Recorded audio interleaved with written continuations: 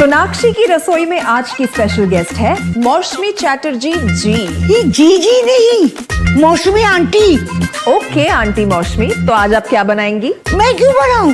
मैं तो गेस्ट हूँ, आप बनाओ हम खाएंगे। एक्टिंग में तो हिट हो, अब खाना बनाओ सुपर हिट। ठाट से बनाऊंगी खाना, है ना द बेस्ट एवरीडे मसाला। आओ बनाते हैं मसालेदार छोले।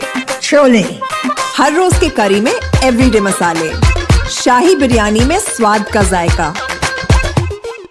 পটল পোস্ত আর সর্ষে ইলিশ ভাপা।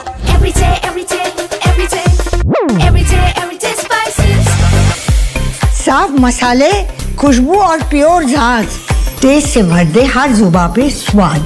एवरीडे मसाले, देश का स्वाद।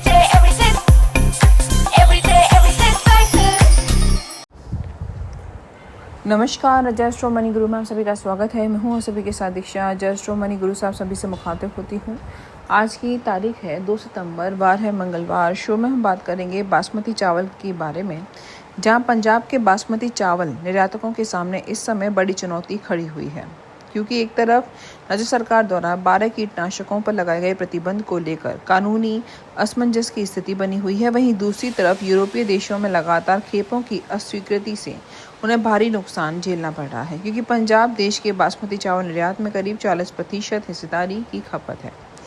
राज्य सरकार ने 10 मई को एक अधिसूचना जारी कर अगस्त सितंबर के दौरान 11 कृषि रसायनों की बिक्री पर रोक लगाई थी, और उसके बाद 15 जुलाई को एक और अधिसूचना जारी की गई, जिसमें पहले से प्रतिबंधित 11 रसायनों के साथ हेक्साकोनाज़ोल को भी शामिल किया गया।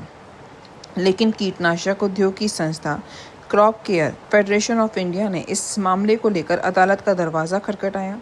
याचिका पर सुनवाई करते हुए पंजाब और हरियाणा उच्च न्यायालय को 2 न्यायाधीशों की पीठ ने 30 जुलाई को 10 मई वाली अधिसूचना पर अंतरिम रोक लगा दी थी, लेकिन 15 जुलाई की अधिसूचना पर कोई आदेश नहीं हुआ, जिसके चलते बिक्री पर रोक अब भी चालू है।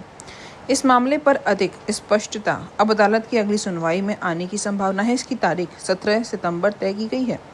इस समय राज्य सरकार ने एसेफेट ब्रूफोजिन जैसे अनुसार इस मामले पर अधिक स्पष्टता अब अदालत की अगली सुनवाई में आने की संभावना है, जिसकी तारीख 17 सितंबर तय की गई है। Punjab rice millers and exporters association के निदेशक के अनुसार पंजाब में बासमती की खेती का क्षेत्रफल तेजी से बढ़ा है। इसी वजह से कीटनाशक कंपनियों ने किसानों को अपने उत्पाद ज़्यादा इस्तेमाल करने के लिए प्रोत्साहित किया। किसान अक्सर इसके नतीजों से अनजान रहते हैं और कटाई के समय फसल पर इनके अवशेष पाए जाते हैं।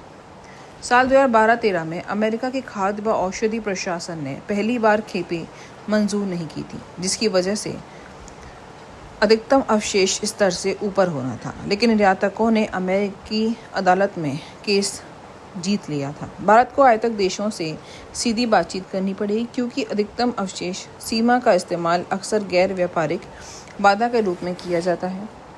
जब तक समाधान नहीं निकलता, निर्यातकों को मजबूरी में आयातक देशों के मानकों का पालन करना पड़ेगा। किसानों को जागरूक करना भी एक अहम कदम है। एसोसिएशन ने राज्य कृषि विभाग, पंजाब कृषि विश्वविद्यालय व एपीडा के साथ मिलकर बासमती उगाने वाले इलाकों में कई जागरूकता शिविर आयोजित किए हैं, ताकि किसान प्रतिबंधित कीटनाशकों का इस्तेमाल ना करें। दोस्तों, अजय एस्ट्रो मनी गुरु 42 कम्युनिटीज़ में काम करके पूर्ण विशेषण के साथ आपको हर जानकारी देते हैं। किसी भी जानकारी के लिए हमारे नंबर पर आप कॉल कर सकते हैं, हमसे संपर्क कर सकते हैं। नमस्कार।